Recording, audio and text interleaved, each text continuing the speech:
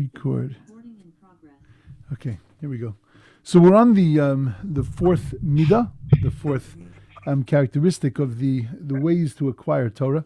And it's really, like we have mentioned, that it's it's really the ways of acquiring wisdom in every aspect of the world, not only in Torah, but in really in understanding and in excelling in life. And today is going to be a very good example of that. So the midah for today, the one that we're up to, is called Bina Salev. It's number 4 of the 48 ways. Bina Salev means understanding of the heart. There are those versions of the Mishnah, which there happen to be different versions of the Mishnah because there were during the years things were written down and recorded, and there were when they copied over from one text to the next. So then very often there were certain mistakes that crept into the text, and it's not necessarily mistakes, but it's other versions of the text. And in another version of this text, it says Sichlus Halev, which is really very similar, the understanding of the heart. But of course, what one has to wonder is that once we've talked about the first 3, once we've talked about that the way to acquire wisdom is by studying, through Shmias HaOzen, through the hearing of the ears, and the Arichas Fasayim, through the saying of the lips, right? In other words, through the saying of the words and repeating, clarifying, understanding. What's left in that group of things? And the next thing that we're going to see in the list is that we're going to start talking about Ema and Yira, fear and awe of God. So you're going to have to start putting in the godly component into your knowledge. Okay, great. But before you put in the godly knowledge, there has to be a certain sense of understanding. But what does Bina Salev add to the list? An understanding of the heart. What does it add to the list that we have already accomplished with Talmud Shmias HaOzen and Arichas Fasayim, with understanding and with hearing and assimilating things, bringing them inside of ourselves, and Arichas Fasayim, and of being able to frame them and to talk about them and to be able to articulate them. So that's question number 1, is exactly what's being added now with number 4. The second problem is that I think whenever you talk about wisdom, we talk about binas halev, the understanding of the heart, right? We ask God, v'sein b'libeinu, put in our hearts the ability to be able to understand. But what does the heart have to do with understanding? Understanding comes from the brains. Understanding comes from the knowledge, the understanding. Where does the heart have to do with knowledge? How is that connected to knowledge? And if it's too connected to knowledge, then it's not really knowledge, because it's really emotions, and it's your feeling about things, but it's not really your knowledge of things. And the truth is that a lot of knowledge is not really, and I don't mean this in a professional sense, but there is a lot of knowledge that people have that is more intuitive and more about the way that they feel things, rather than about the way that they know things. So what exactly is Bina Salev? What is being asked of us to be able to possess in order to be able to acquire wisdom? So I think on a very simple level that Bina Salev is really all about assimilating the knowledge. That it's not just about knowing the knowledge, but assimilating it and making it part of yourself. There's, especially when it comes to Torah, and when it comes to street smarts, when it comes to general wisdom, so it's not enough to know it. A person can know what the right things to do in any situation, but to actually do the right thing, to be able to feel the right thing, to be able to be wise enough to know that this has to actually be put into play, that's already another level. So the first 3 are describing the knowledge that you need to acquire. You have to speak about it, you have to know about it, you have to think about it, everything's great, you have to hear it. But once you get that inside, now you've got to make that, internalize that to an extent that it translates itself into something practical. Now, we've spoken many times about the concept. When we talk about wisdom, we talk about chachma, bina, and da'as. When we ask God in the Shemona Esrei that He should fill us with wisdom. So when we ask Him to fill us with wisdom, we're asking Him to fill us with chachma, with bina, with da'as. What are those 3 things? So chachma is the general knowledge. Bina is the deeper understanding, where you take the general knowledge, you put two pieces of knowledge together, and you come up with a third piece of knowledge. The word bina is related to the word bone, which means to build. So how do you build something? You take two things, you put them together, and you now create a new entity. And that's the same with your knowledge. As you get older, so then you become very wise. And why do you become very wise? Because you have a lot of pieces of information to play with. There's a lot of experiences in your life, there's a lot of knowledge in your life that you start to put that together, and you start to get this incredibly deep understanding of what's going on in front of you. Things that you never would have imagined that you could understand on that level, because you hadn't yet had all those experiences and understood all those things yet in life. Once you start to understand them, so then you can start to see in a very deep way. And that's called Bina. That, by the way, was an extra measure that was given to women.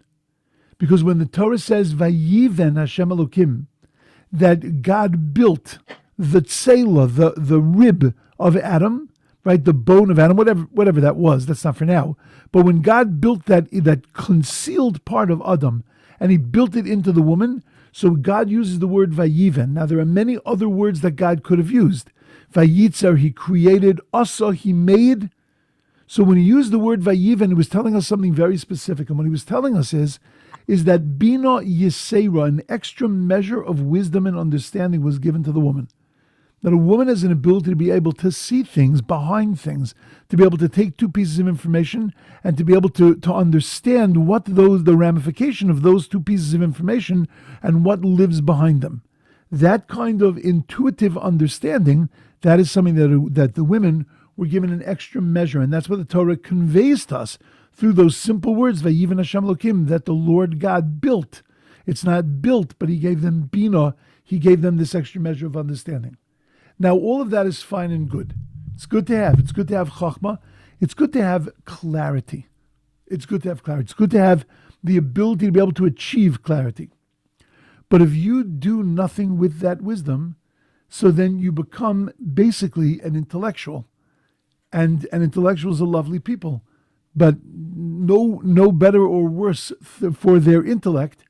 They're not in any better position just because they are filled with intellect and knowledge. You talk to geniuses sometimes, and it's really amazing to listen to the knowledge that they have. And then you watch them eat, or you look at them talk to their spouse, or you look at them talk to another person, and you realize that you're maybe behind the development, the ethical development of other people. And then we excuse it by saying, oh, that person's a genius. And that's why they act that way. They're a genius. That's no excuse. Certainly not in a Jewish sense. The more of a genius a person is, the more we have an expectation of them that they are going to be able to take their knowledge and to use their knowledge to upgrade their behavior, to be able to understand their value in this world, to understand what the value of this world is, and therefore be able to do something with themselves. So knowledge for us, we celebrate knowledge. We're the people of the book, we celebrate knowledge. We're very impressed by knowledge. We're more impressed by a person who's able to show a depth of understanding of the knowledge. But we're only partially impressed, because we're only fully impressed when a person can take that and make that into das, their consciousness, make that into their existence. When a person can take that and put that as part of their lives, so then that's already a whole new thing. And that's what we're trying to get to. We're not asking only for chachma and bina.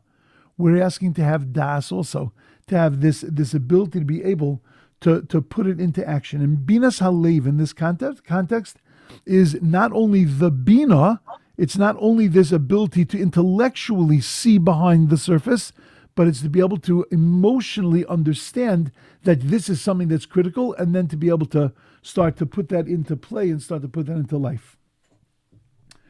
Many, many times I have to even say that I had a certain relative that was an incredible Torah scholar, and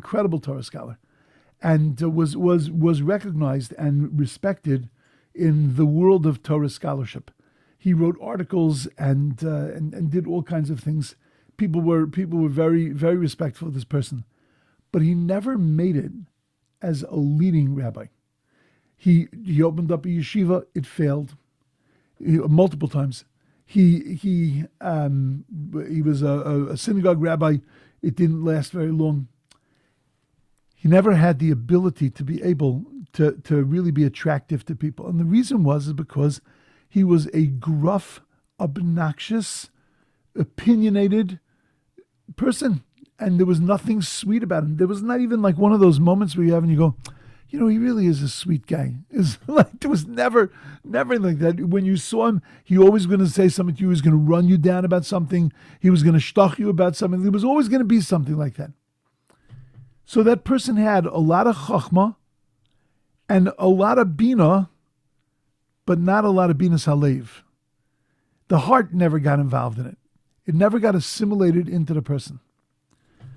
So now the question becomes, how do you get from that stage of the knowledge and the understanding, and then to take that understanding and to make it a part of your own life? This person learns about anger. And we learn that anger is the worst midah that a person can possess. What Chazal say about anger, how it's a fire that consumes, how anger, if a person is a Talmid Chacham, a Torah scholar, when they get angry, they lose their Torah. If a person is a Navi, a prophet, if they get angry, so then they lose their prophecy, and they bring Moshe as a proof, and they bring 3 stories in the Torah that are written, not whitewashed, but written in the Torah, 3 stories of where Moshe Rabbeinu got angry, and in each one of those stories, Moshe Rabbeinu lost a piece of his knowledge. He lost something that he was supposed to be imparting to the Bnei Yisrael, to the Jewish people, and to the extent that his nephew taught one of those pieces. In the Torah it says that Elazar, the son of Aaron, he taught this, and all the commentary says, what does Elazar do? And they're nice man, Elazar, but he's not the Torah teacher. The Torah teacher is Moshe and Aaron. So where did Elazar get into the picture? Because Moshe got angry and forgot this piece of information, and therefore Elazar had to impart this information. When we talk about anger, we talk about every midah, every characteristic that exists. We're supposed to find the middle road. You're not supposed to be too much of this and not too much of this, which almost doesn't sound Jewish, right? Jewish is, you gotta be gusto on everything, and yeah, you do, but you gotta be gusto in getting yourself into the middle, and on every midah, when it comes to patience, when it comes to all of those characteristics, we gotta be right there in the middle, and know when to use when to use a lot of it and when to use a little of it. There's one midah that you can't really have any of, and that's anger. It's also ego is another, but anger. That when a person has anger as a characteristic, meaning that they're always flying off the handle, and they're always, I shouldn't even say in a negative way, a person is over passionate about things. So then that is unacceptable, because that could lead to very dangerous things. So I'm just setting a little stage here. Okay, so you learn about this, right? You go to a shir and you hear all about anger. There's a book that actually Birdie had a lot to do with. Birdie Oliver Shalom once, a few times in his life, I think, sponsored books. He put up the money behind the book. So there was a book on anger that he had helped fund, and he was passing it around in shul for a long time. And I see a book like that, I take it, I stick it under a pile of papers. It was a very beautiful it was a little book, but it was very, very powerful on anger and on some ideas of how to control anger. By the way, do you know the anger management in the Torah? What is the first step of anger management in the Torah? So you'd imagine, I don't know if you have anger management and you have to, whatever, to calm this, that, the other. First step of anger management in the Torah is understand that there is a God. Now, why is that the first step? I mean, that sounds like the first step of everything. Keep kosher, understand there's a God. Keep Shabbos, understand there's a God. I understand that. But and the first commandment of the 10 Commandments is, Anochi Hashem Elokecha, I'm the Lord your God. Like, I get it. But no, it's much deeper here. Because what is anger? Most anger is caused when a person feels that they should have been in control. What they wanted to happen should have happened, and it didn't happen. And there is an underlying sense of that I control what happens. And that's why I'm angry. Because if you look at it and say, I have absolutely no control over what happens, it's because it's all in your hands or in God's hands. So then where is there room for any anger? I did what I could do. I set up the stage the way I wanted to set it up. You, using your own free choice, did whatever you decided to do and made whatever decisions you wanted to make. I'm not angry about it. Disappointed? Separate issue. Hurt? Separate issue. Angry? Not angry. What's anger? Anger is that I wanted it this way. You went against what I wanted. Shkayach. It's not what you want. You can want it, but at the end of the day, it's not about you. At the end of the day, it's about God. Okay, so this is beautiful. And I could continue to give a shir on anger. It's great. I mean, it's a great subject. At the end of the day, though, how do you make it that when you walk away from a shir on anger, and I'm only using anger as the example, but when you walk away from a shir on anger, it's not just that you just heard beautiful Torah about anger, but that there is something inside of you other than anger at the person who spoke about the anger, so that, why did you have to tell me all about this? Because now I'm in a lot of trouble, right? Because now I got to change something. How do you get to that place that it's not about chachma and it's not about bina, it's not about wisdom and understanding and this incredible smarts that you now have all about the subject of anger, but that it turns into something practical? I saw something last night that was unbelievable. There's a person in the world. He happens to live now in Israel. He happens to live 2 blocks away from here. From Chicago. The guy is a very wealthy and successful businessman. However he got to this place, he started giving a daf yomi shir. And, 2 sides of a page of Talmud every day. He started to give it, and it started to become a little more popular, a little more popular, a little more popular. And he had 10, 15, 20, 30 guys. Corona hits, they go online. The guy today has over 10,000 listeners on a daily basis. He has 20,000 listeners to a synopsis of the daf that he gives, 8 minutes every day. He has 20,000 listeners. He is advertised everywhere. The guys are going to campaign to get the world into daf yomi.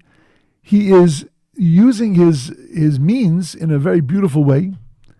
He had Art Scroll printed Gemaras with some of his stuff inside of it.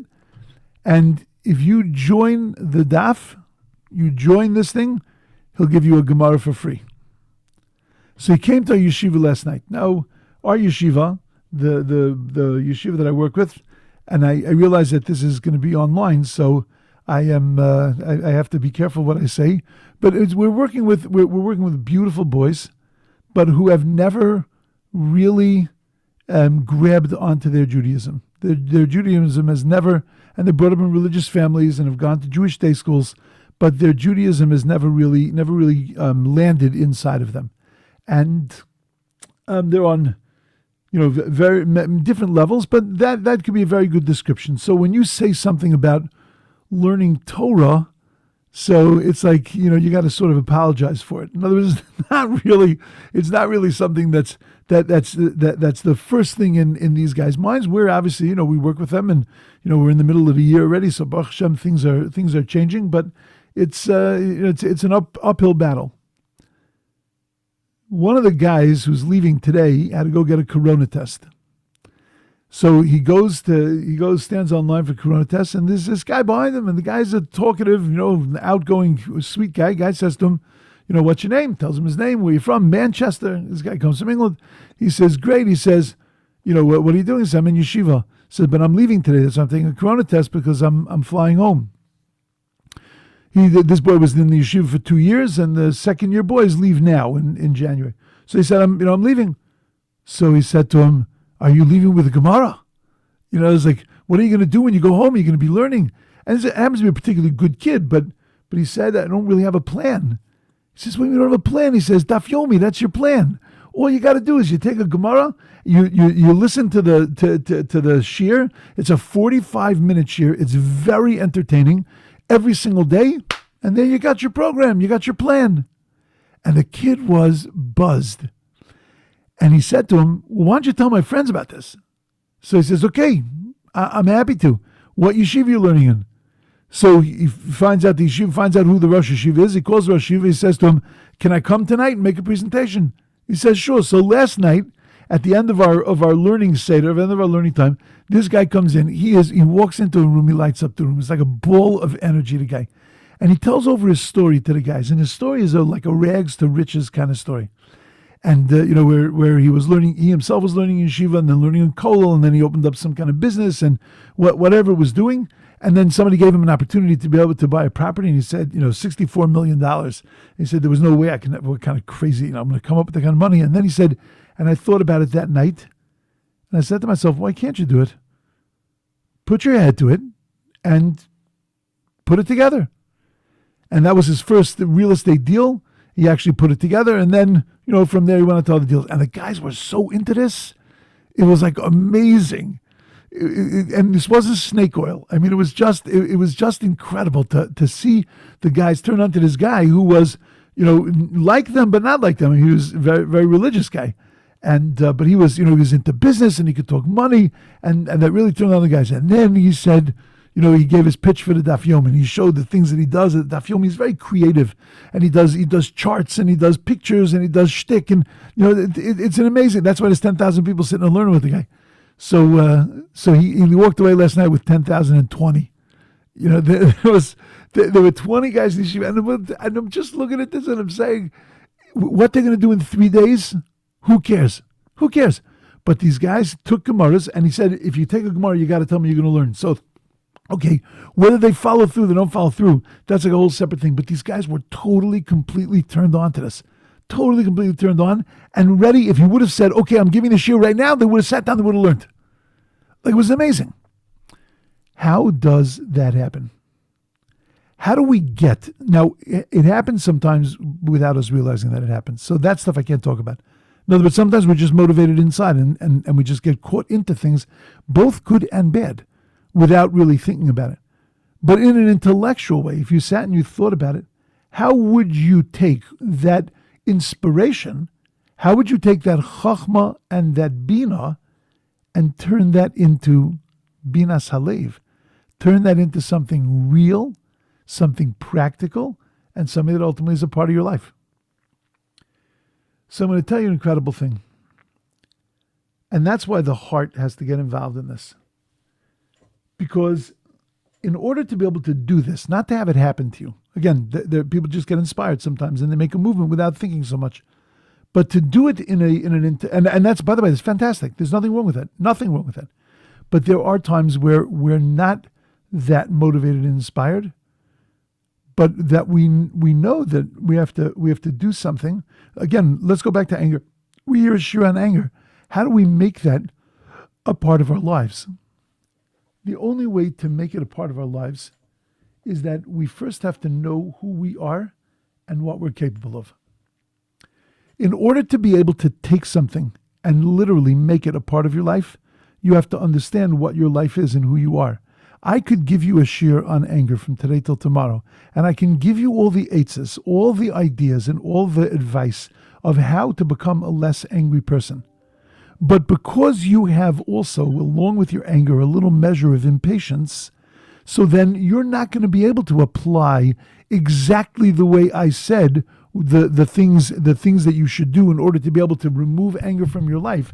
Those are great for a person that has no patience issues, but a person who also has patience issues, or a person who has ego issues, or a person who has self-image issues.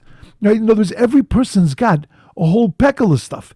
And strengths also. A person has kindness and has love and has being out there and all kinds of things. So to take that and to now assimilate it into not his life, but to assimilate it into your own life, then you have to know who you are. You have to know what are the methodologies that you can use in yourself to be able to keep yourself inspired, right? There are some people that X is just not going to do it for them, and that Y is going to work for them.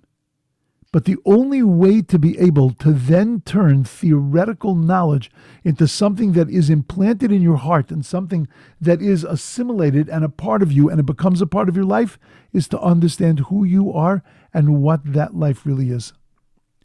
Binas Halev means that you have to understand your heart. It's very nice to hear the ones before. It's very nice to listen. It's very nice to be able to articulate. It's very nice to be wise, to learn.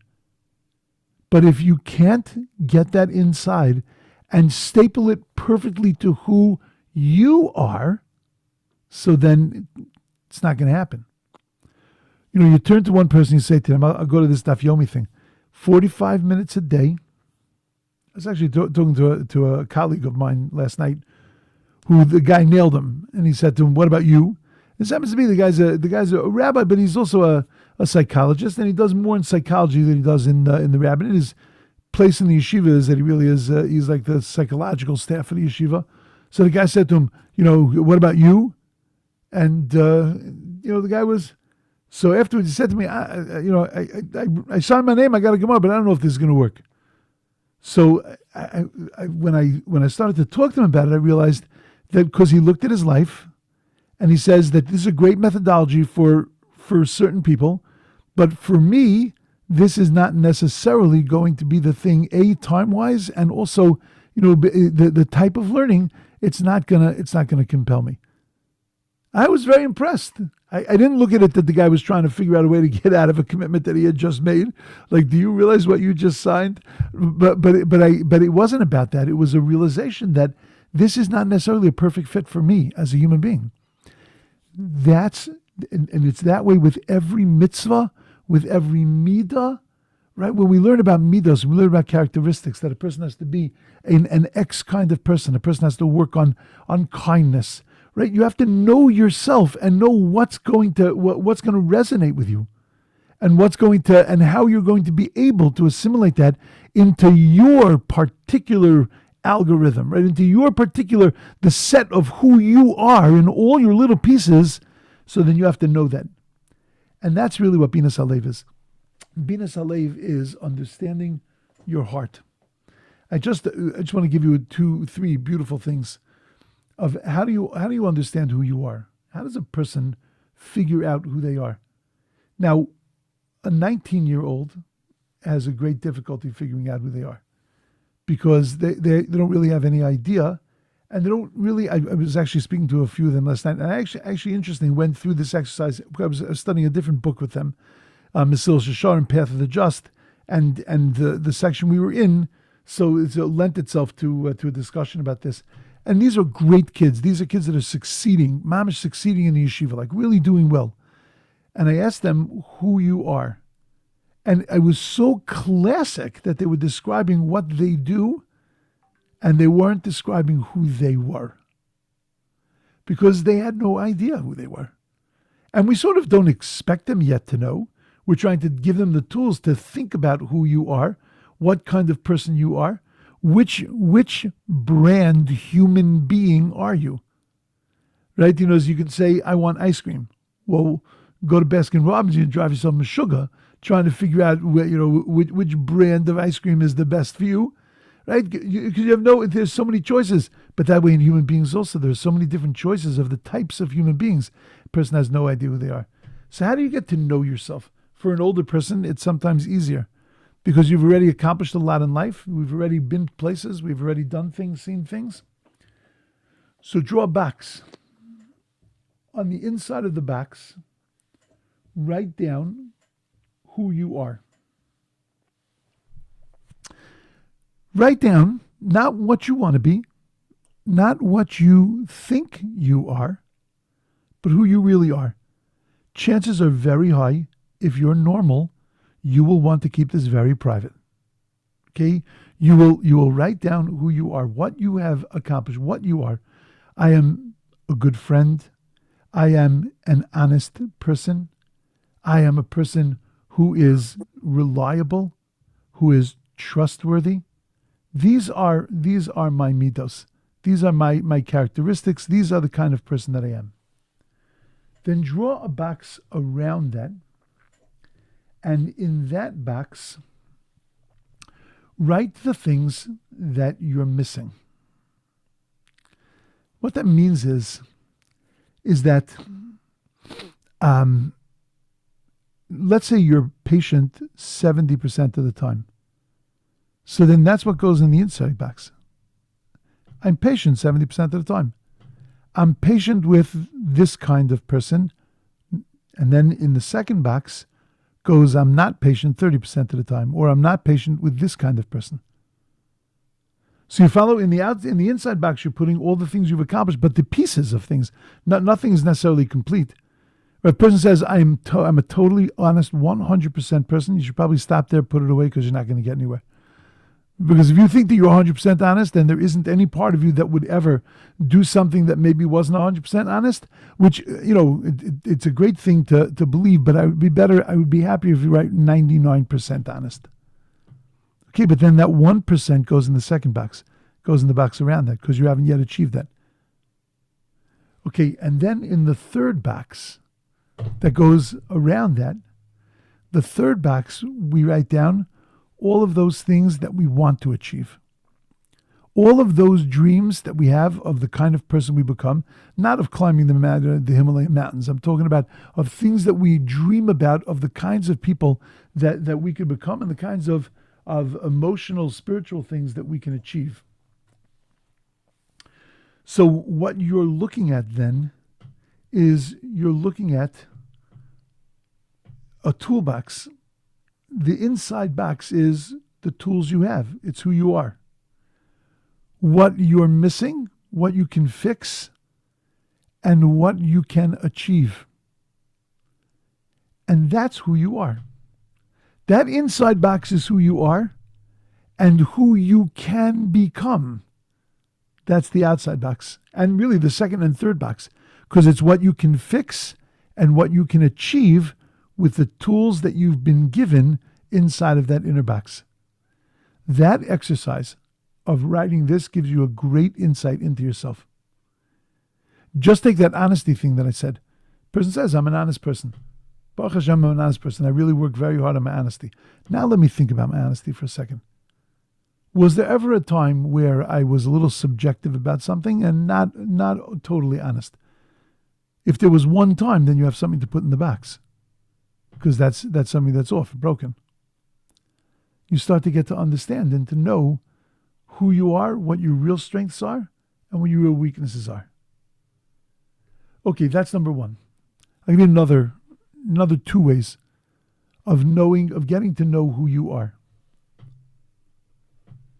Think about, and I don't care whether the number is 3, 5, 10, whatever. Pick a number of things that if you don't accomplish them in your lifetime, you will feel as if you have failed. In other words, you have not accomplished everything that you wanted to accomplish in your life.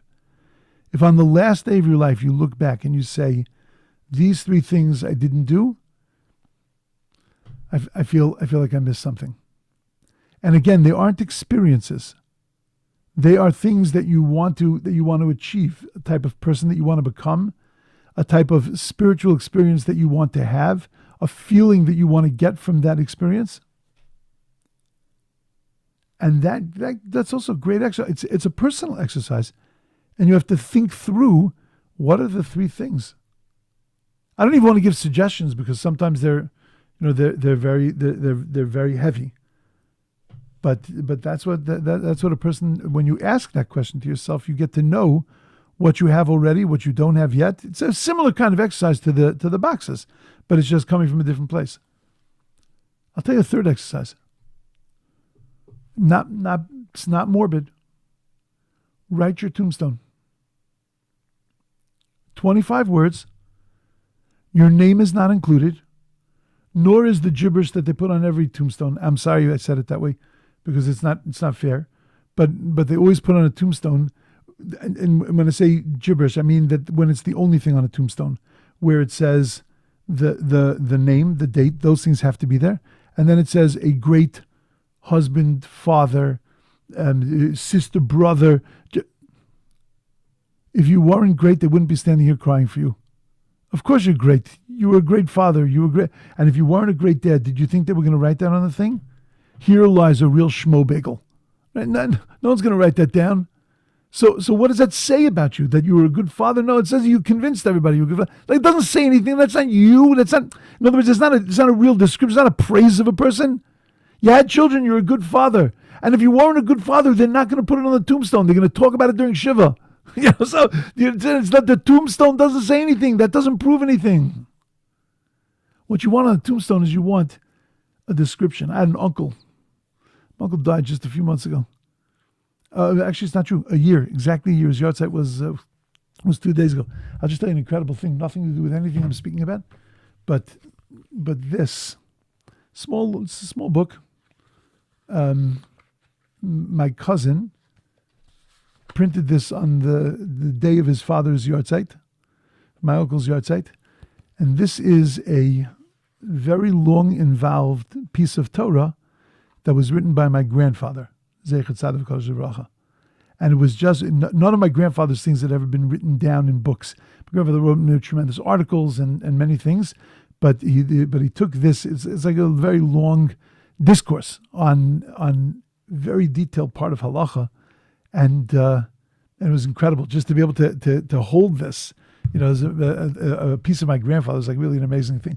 Anyway, be that as it may, I'll just show you just another thing very interesting. You can sort of see that. That's a photocopy of a crumpled piece of paper that was found amongst my grandfather's things, written in the probably 1940s, before the establishment of the state, or maybe at the very time of the establishment of the state of Israel. It is one day when I talk about Israel, I'll read this poem. It's gorgeous. It's just a beautiful, whimsical poem of how the land of Israel is going to be filled with children laughing and singing and filling the world. It's just a really incredible, and this was again in the 1940s. Okay, so be that as it may, so my uncle, towards the end of his life, was partially in, partially out, and there were days where he'd recognize you, days where he wouldn't recognize you, and he said to one of my cousins, he saw one of his children, he said, don't forget to about the tombstone. So he started telling him things that he wanted on his tombstone. So he finally said to him, "Give me a pen." So he took a pen and he wrote his tombstone. Now he was a prolific writer and thinker. He was a Rav. He was a Talmid Chacham. He was an incredible person. He wrote my grandfather's tombstone. Who wrote his father's tombstone, but he wasn't leaving this up to anybody else. And it wasn't a boasting tombstone. It was a tombstone that just was able to articulate his life and what he lived for. He lived for people. He lived for teaching. He lived for Torah. He lived for his family, and was able to describe exactly what that was. So that's what I say. Write your tombstone. 25 words, because they're expensive. 25 words. What do you want that people should say about you? What do you want, that the impression that you leave in this world, that's what it is? And now comes the hard part of the exercise. Is the life that I'm living consistent with that tombstone, those words that I want on my tombstone? That's another very powerful way to get to know and understand who you are. The person asks themselves, why do I get angry? Why do I get sad? Why do I get happy? Why do I help some people, not other people? Am I lazy? Am I disorganized? Am I defensive? Am I jealous? Am I arrogant? Am I self-conscious? Do I have low self-esteem? Why did I wake up this morning? Is another good one. Why did I wake up this morning? What do I see my day? And as I'm about to go to sleep, did I accomplish today what I woke up to do this morning? And then finally, why am I here? Because once I understand why I'm here, then I can start to understand who I am and what I'm supposed to be accomplishing. That is Binas Halev. That is the understanding of the heart. Understand your heart. Understand your essence. Understand who you are. That's when you can start to take all that knowledge and information and to make it into a real part of your life. Okay. Good, we'll stop there. Everybody should have a beautiful day, beautiful night. Thank you. And we'll see you next week. Shabbat. Hashem. Thank you, Rabbi. Very good. Very good. Always. Thank you very much.